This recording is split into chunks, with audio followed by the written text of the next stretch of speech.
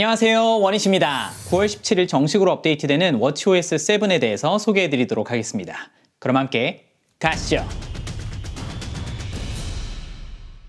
워치OS 7에 앞서 9월 16일에 있었던 애플 온라인 이벤트 중 워치에 대한 이야기를 잠깐 하고 넘어가도록 하겠습니다.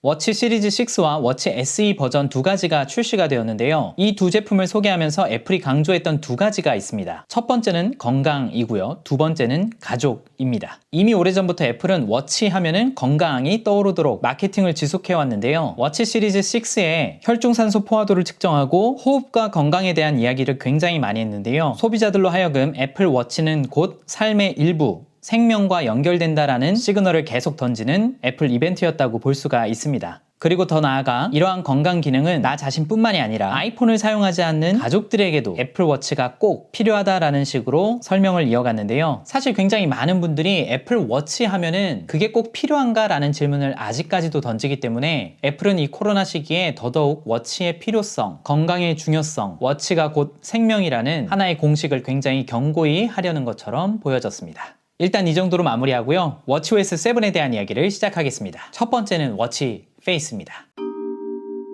다양한 워치 페이스들이 추가가 되었는데요. 타이포그라피라 그래서 다양한 색상을 선택할 수 있는 건 물론이고 문자판을 3의 배수 혹은 1부터 12까지의 숫자로 표현할 수가 있고요. 미묘하게 다른 스타일 적용뿐만이 아니라 숫자를 어떤 식으로 표현할지 설정을 할 수 있습니다. 두 번째로는 미모티콘을 가지고 설정을 할 수가 있는데요. 실제로 띄우면 이런 화면이 나타나고요. 터치를 하게 되면 이런 식으로 간단한 반응들을 보여줍니다. 근데 지금 드는 생각인데 다음 OS 버전이나 다다음 OS 버전에서는 시리를 불러오면 이런 미모티콘들이 말을 하는 모습으로 바뀌지 않을까? 라는 생각도 잠깐 드네요. 그리고 GMT라는 페이스가 추가가 되었는데요. 여러 시간을 동시에 표시해주는 기능이라고 보시면 되고요. 도시의 밤낮, 일출과 일몰과 같은 여러 가지 설정들도 함께 보여줍니다. 그리고 기존에 크로노그래프라고 있었는데 크로노그래프 프로가 추가가 되었습니다. 새로운 타키미터 시계 눈금이 추가가 되어서 이런 식으로 고정된 거리를 이동한 시간에 기반한 속도를 측정할 수 있게 되었습니다. 그리고 경과 시간을 측정할 수 있는 카운트업이라는 페이스가 추가가 되었는데요. 이런 식으로 시간을 설정하고 시작을 눌러서 시간을 추적할 수가 있습니다.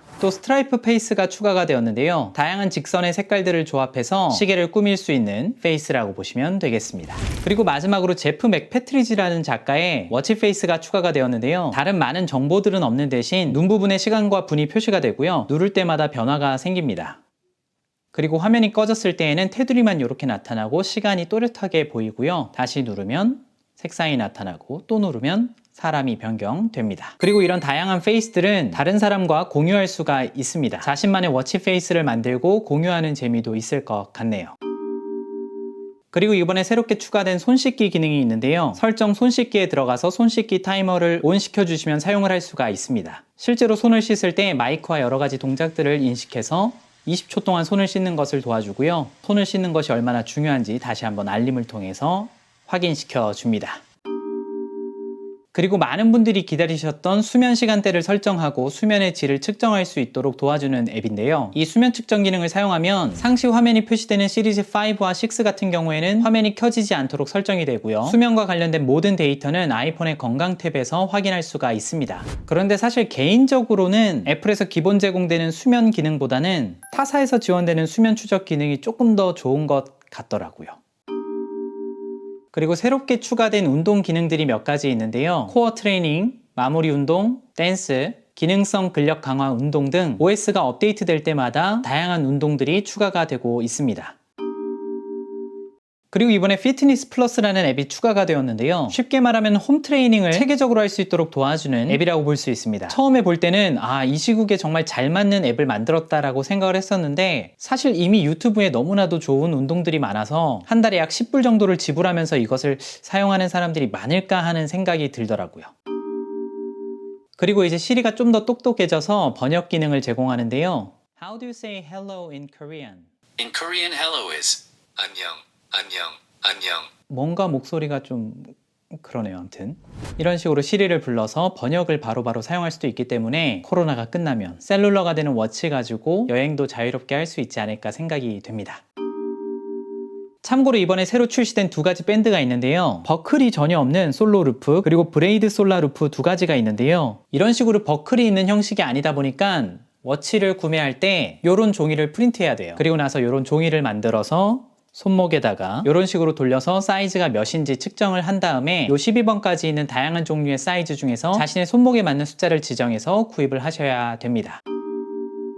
참고로 LMS 버전을 제외한 워치 시리즈 6와 워치 SE 버전에서는 더 이상 5W 충전기가 제공이 되지 않습니다. 본체, 밴드, 그리고 충전 케이블 이렇게만 제공이 되는데요. 그리고 제 예상이지만 조만간 있을 아이폰 12 행사에서 애플워치에서 충전기를 더 이상 제공하지 않음으로써 어마어마한 자연보호 효과를 이루었다 뭐 이런 내용을 하면서 그래서 아이폰 저가형 모델들에도 더 이상 뭐 충전기를 제공하지 않겠다 뭐 이런 이야기가 나오지 않을까 생각이 되어집니다. 이외에도 몇 가지 시리 단축어 추가라든지 건강과 관련된 소소한 업데이트들이 있는데요. 9월 17일에 정식으로 업데이트가 되니까 빠르게 업데이트 해보시고 다양한 기능들 사용해보시면 좋을 것 같습니다. 영상은 여기까지고요. 함께 해주셔서 감사합니다. 그럼 모두 행복하세요.